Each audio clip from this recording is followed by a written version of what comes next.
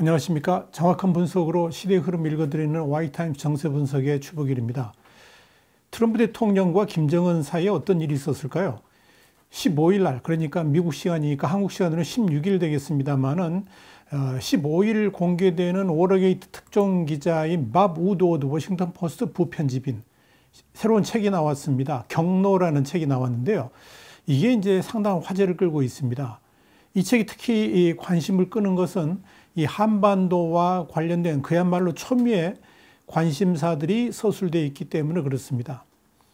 우드워드는 지난해 12월 5일 인터뷰를 시작으로 이 트럼프 대통령하고 18차례 인터뷰를 해가지고 이 책을 펴냈습니다. 밥 우드워드의 신작 경로에 나온 주요 내용들, 보면 2017년 전쟁 위기부터 시작해가지고 트럼프 대통령과 김정은 간에 오고 간 친서의 내용들, 그리고 김정은의 외교술, 또 김정은에 대한 평가, 주한미군에 대한 트럼프와 김정은의 생각, CIA 코리아 센터에 관련된 내용도 아주 다양합니다.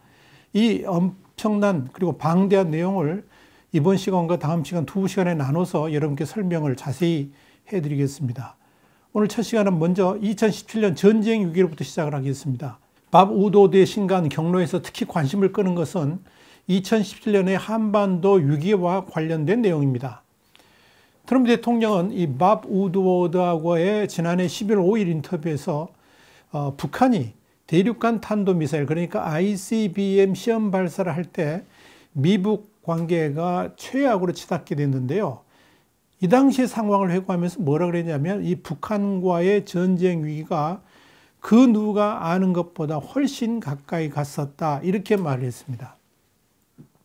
트럼프 대통령은 이런 위기 상황을 김정은도 알고 있었을 것이다, 이렇게 말을 했습니다. 그러면서 트럼프 대통령은 김정은도 미국과의 전쟁을 예견하면서 완전하게 준비했었다고 그랬습니다. 자신이 김정은과 접촉을 했기 때문에 북한과의 전쟁 위기를 여러 차례 피해갈 수 있었다, 이런 말도 했습니다. 우드워드는 그의 책에서 미북 긴장이 고조된 2017년 미국이 북한 정권 교체를 염두에 두고 작게 5027, 그러니까 이 작전 계획을 줄여서 작게라고 하는데 이 작게 5027을 검토했고요. 여기는 핵무기 80개의 사용 가능성도 포함되었다, 이렇게 적었습니다. 무시무시한 전쟁 준비였죠. 남북한 전면전 상황에 대비한 한미연합사의 계획이죠. 작게 5027이 검토되었다는 것은 이미 알려졌습니다만은 여기에 핵무기 80개 사용까지 포함되어 있다는 것은 이번에 처음 알려졌습니다. 당시 국방장관이었던 제임스 매티스는 트럼프 대통령이 북한에 대한 선제 타격을 할 것이라고 생각하지는 않았지만 그런 전쟁을 위한 계획은 준비되어 있었다라고 고백을 했습니다. 이런 계획에 따라 미국 네브라스카주에 있는 오마하에 있죠. 여기 있는 이 미 전략사령부는 북한의 정권 교체를 위한 작전계획 5027을 구체적으로 검토했고요. 더불어서 북한 지도부 타격을 위한 작전계획 501호도 업데이트되어 있었다라고 말을 했습니다. 또한 이 당시 매티스 장관은 군과 국가안보팀이 보안통신선으로 하는 긴급회의인데요. 최고의 기밀 컨퍼런스를 통해서 6번 정도 북한의 미사일 발사를 실시간 모니터했다, 이렇게 우드워드는 적었습니다. 특히 이 주목할 내용은 뭐냐면 이동과 은폐가 가능한 이동식 발사 차량에 수십 개의 핵무기를 보유하는 북한에 대해서 트럼프 대통령은 매티스 당시 국방장관에게 어떤 오더를 줬느냐, 미국을 향한다면 북한 미사일이 미국을 향해 날아온다 그러면 요격을 마음껏 해라 라는 그런 권한을 줬다는 겁니다. 이런 내용도 있습니다. 2017년 7월 4일 김정은이 직접 참관한 가운데 평양북도 구성의 방연 비행장 근처에서 미국 본토 타격이 가능한 이 ICBM 화성 14형이 발사됐는데요. 당시 빈센트 브룩스 한미연합사령관은 이 매티스 국방장관의 승인을 받아가지고 다음날 곧바로 남북 접경과 맞닿은 동해안에서 시위와 경고 목적의 작전에 나섰습니다. 이때 미군은 전술 미사일을 발사했는데요. 정확하게 186마일, 약 299.33km를 날아가서 동해에 떨어졌습니다. 이 거리는 미국이 미사일을 발사한 지점에서 북한의 미사일 발사장, 그러니까 김정은이 미사일 발사를 지켜보는 사진이 찍힌 텐트까지의 정확한 거리였다는 겁니다. 그러니까 당시 미 8군이 동해에서 에이테킴스 미사일을 발사한 사실은 이미 알려졌었는데 김정은을 타격할 수 있는 거리로 계산해서 발사했다. 이 내용은 처음 알려졌습니다. 우도드는 미군이 에이테킴스 미사일의 방향만 서북쪽으로 바꿔서 발사하면 정확하게 김정은을 맞힐 수 있었다는 사실을 거론하면서 그 의미는 불명할 것이다. 김정은은 자신의 개인적 안전을 우려할 필요도 있었다라고 썼습니다. 그러니까 그 미사일을 발사할 때 이미 미국에서 매티스 국방장관은 모든 걸 다 실시간으로 보고 있었다는 이야기 아닙니까? 그러니까 맘만 먹으면 언제든지 김정은을 죽일 수도 있었다. 그런 내용입니다. 또 2017년 8월 29일 북한이 미사일을 발사했는데 그때 일본 홋카이도 상공을 넘어서 태평양에 떨어졌을 때도 당시 매티스 장관은 북한에 확실한 메시지를 주기 위해서 북한의 항구, 아마 제가 볼 때는 원산 쪽으로 이렇게 추정이 됩니다만은 북한의 항구를 실제 폭격해야 될지 고민했지만 전면전을 우려해서 그만뒀다라는 사실도 공개를 했습니다. 2017년 9월 4일에 북한이 6차 핵실험을 했을 때도 미국은 9월 23일 전략폭격기 B-1B, 그 다음에 F-15C 전투기 같은 20여 대를 동해 북방 한계선 NLL 근처로 보내가지고 무력 시위를 했죠. 그러면서 이 책은 만약 북한이 ICBM을 쏘게 된다 그러면 트럼프 대통령은 어떻게 할까? 이걸 이제 물었는데 김정은은 엄청나게 큰 문제가 생길 것이라고 말해두겠다. 누구도 이전에 겪지 못한 큰 문제다. 이렇게 트럼프 대통령이 말을 했다면서 이 부분을 마무리했습니다. 두 번째 내용 정리해보죠. 트럼프 대통령과 김정은 간에 오고 간 친서 내용입니다. 우드워드는 트럼프 대통령과 김정은 간에 오간 27통의 친서를 분석해가지고 이 책에 담았습니다. 이 친서는 원래 1급 기밀이라고 그러면서 건네주지는 않았는데 트럼프 대통령이 이걸 열람할 수 있게 했는데 우드워드는 이 친서 내용을 사진도 찍질 못하고요. 그냥 녹음기에다가 그걸 읽어서 다 녹음을 했다고 합니다. 그걸 이제 이번 책 내용에 포함시킨 겁니다. 특히 관심을 끄는 것은 김정은이 트럼프 대통령이 보낸 친서의 내용입니다. 그 친서 내용을 보면 소위 최고 존엄이라고 부르는 김정은이 스스로를 낮추면서 트럼프 대통령을 한껏 지켜 세우고 있다는 것, 이걸 볼 수가 있습니다. 그러니까 환심을 사기 위한 표현을 자주 썼다는 이야기인데요. 이것도 상당히 자주 나옵니다. 이 친서 내용을 보면 트럼프 대통령도 충분히 마음이 움직일 수밖에 없었지 않겠느냐 이런 평가가 나올 정도로 이 평소에 보이던 김정은의 모습과는 딴판입니다. 이런 말이 있습니다. 각하처럼 영향력 있고 뛰어난 정치가와 좋은 관계를 맺게 돼 기쁩니다. 2018년 7월 30일입니다. 전 세계가 큰 관심을 갖고 지켜보는 가운데 아름답고 성스러운 장소에서 각하의 손을 굳게 잡은 그 역사적 순간, 그러니까 2018년 6월에 싱가포르 미국 정상회담을 말하는 거죠. 그 역사적 순간을 지금도 잊을 수 없습니다. 2018년 12월 25일에 보는 친서입니다. 이 친서에는 각하라는 표현이 9번이나 나오고 있습니다. 또 판타지 영화의 한 장면을 연상시키는 저와 각하의 또 다른 역사적 만남을 그리 멀지 않은 미래 전 세계가 다시 한번 보게 될 겁니다. 2차 미북 정상회담 성과를 위해서 각하께서 다시 한번 위대한 결단력과 리더십을 보여주기 바랍니다. 2018년 12월 25일 보낸 친서입니다. 며칠 앞으로 다가온 당신의 생일 6월 14일을 일컫는 건데요. 당신의 생일을 축하하기 위해 이 편지를 씁니다. 103일 전 하노이에서 나눈 순간순간이 소중한 추억으로 남는 영광의 순간입니다. 나는 우리 사이에 깊고 특별한 우정이 미북 관계를 이끄는 마법의 힘으로 작용할 것이라고 봅니다. 2019년 6월 10일에 보낸 친서입니다.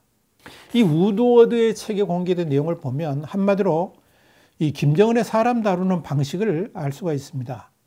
기분 파인 트럼프를 어떻게 공략하는 것이 좋은지를 김정은이 알고 있었다는 거죠. 그래서 김정은은 미국과 만나서 비핵화를 논의해야 됨에도 불구하고 정작 새로운 제안을 내놓기보다는 브로맨스를 더 강조하면서 트럼프하고의 관계를 더 강조하면서 트럼프 대통령의 마음을 움직여 보려고 했던 것으로 보입니다. 쉽게 표현하자면 트럼프를 잘 구워 삶아서 실질적 비핵화 조치 없이도 대북 제재 해제를 이끌어내려고 했던 것이 아닌가 이렇게 보여집니다. 그래서 김정은의 친서를 보면 트럼프 대통령 같은 훌륭한 분과 관계를 맺어 영광스럽다는 미사 여구가 대부분의 편지에 반복적으로 나옵니다. 여기에 김정은은 트럼프 대통령과의 관계를 말하면서 판타지 영화, 마법의 힘, 환상적인 순간 이런 굉장히 과장된 표현으로 포장을 하기도 했습니다. 이런 표현은 그동안 북한의 외무성이 미국을 겨냥해 쏟아왔던 원색적인 비판이나 험담과는 한참이나 거리가 멉니다. 심지어 하노이 노딜로 치욕적인 굴욕을 겪었으면서도 트럼프에게 보낸 편지에서는 뭐라 그랬느냐? 영광의 순간이라고 아침을 했습니다. 김정은은 트럼프에게 각하를 존경하는 마음은 절대 변치 않을 것이라고도 했습니다. 이 친서에는 각하라는 표현이 7번 들어있었습니다. 이런 김정은의 친서를 보고 나면 트럼프 대통령이 왜 김정은과 사랑에 빠졌다 이 말을 했는지 이해가 됩니다. 트럼프 대통령도 김정은을 판문점에서 만나기 직전인 2019년 6월 김정은에게 서한을 보냈는데요. 이런 말을 썼습니다. 당신과 나는 독특한 스타일과 특별한 우정을 갖고 있다 그랬습니다. 그리고 그해 6월 30일 판문점에서 만난 다음에 김정은에게 또 친서를 보냈는데 두 사람의 사진이 실린 뉴욕타임스 일면 사본을 첨부해서 보내면서 당신과 함께한 것은 정말 놀라웠다라고 했습니다. 그러면서 트럼프는 김정은과의 케미, 그러니까 호흡에 대해서 당신이 여자를 만난다면 1초 만에 일이 진행될지 아닐지 알 수 있다. 10분, 6주가 아니다. 1초도 안 걸린다라고 말하기도 했습니다. 김정은이 이렇게 비핵화에 관련된 실질적인 행동 없이 오직 트럼프 대통령을 구슬러서 북한이 원하는 것을 얻어내려 했기 때문에 비핵화 협상과 관련된 실무자들이 끼기만 하면 문제가 생겼던 겁니다. 아마도 김정은은 북한의 관계자들에게 이런 말을 했을 겁니다. 비핵화 관련된 실질적인 조치 없이도 대북 제재 해제가 가능하다 이렇게 장담하지 않았을까? 그래서 그런 것이 아닌가 이렇게 보여집니다. 그래서 마이크 폼페오 국무장관이 2018년 6월 싱가포르 1차 미북 정상회담 후인 7월에 후속 협의를 위해서 평양을 방문했지 않습니까? 트럼프 대통령의 친서를 전달했을 때도 그때 문제가 생긴 겁니다. 그래서 폼페오 장관은 트럼프 대통령의 지시에 따라서 정상회담에서 합의한 내용 그대로 한반도의 최종적이고 완전하게 검증된 비핵화를 구체적으로 추진하려고 했습니다. 그런데 북한은 종전선언부터 하자고 우겼습니다. 그래서 폼페오 장관은 김정은의 얼굴도 보지 못하고 북한을 떠나야 했었죠.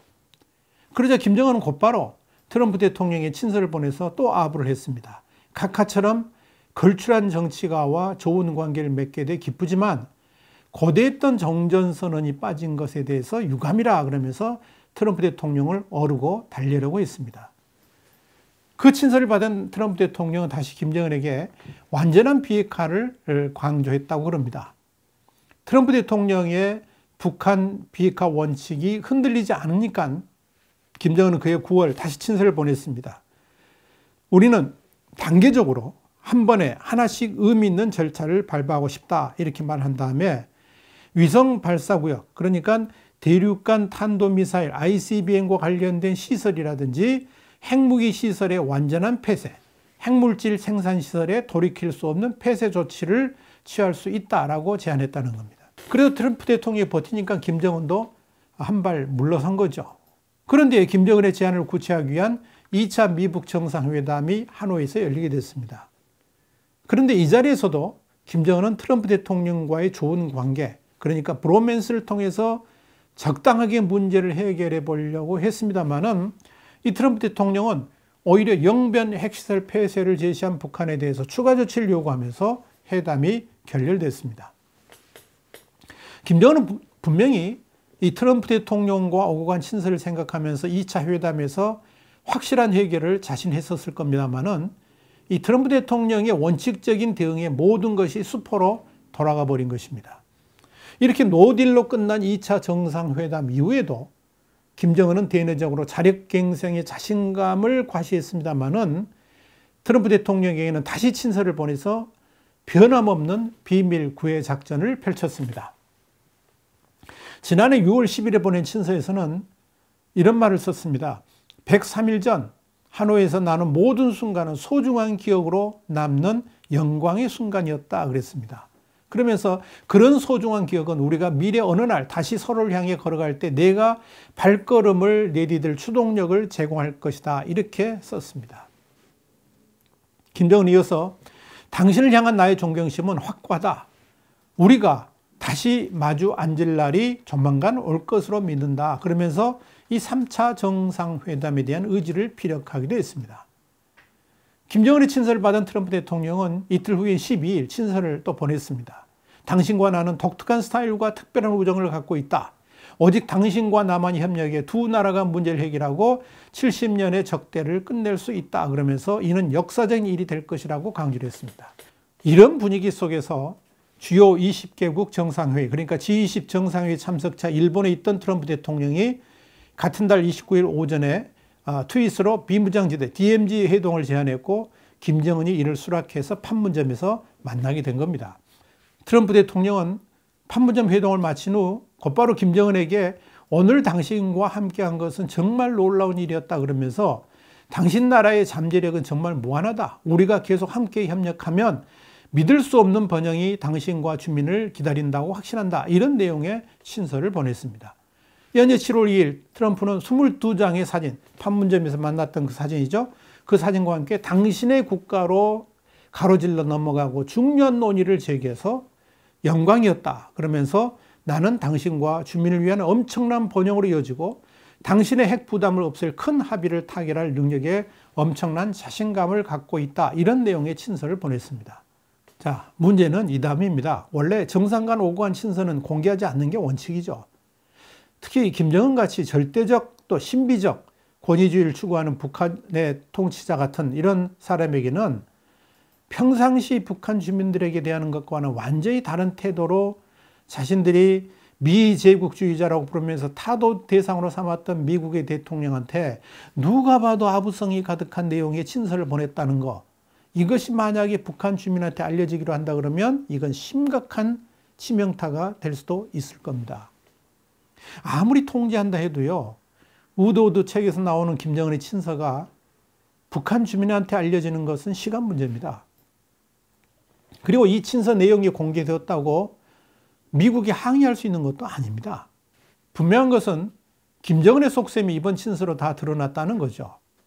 북한 비핵화에 대한 실질적인 조치는 최소화하면서 정상 간 담판으로 모든 문제를 해결해 보려고 하는 김정은의 속셈이 다 노출된 겁니다. 이런 이유 때문에 북한은 미국과의 실무회담에 대해서 거부 반응을 보인 것이고요. 실무회담을 정작 열어봤자 아무 소득 없이 끝나게 된 겁니다. 이건 북한의 외교 전략의 한계를 보여줍니다. 김정은 혼자만이 모든 것을 다 결정하고 판단하는 만기 친남의 한계가 이번에 그대로 드러났다. 이렇게 볼 수가 있을 겁니다.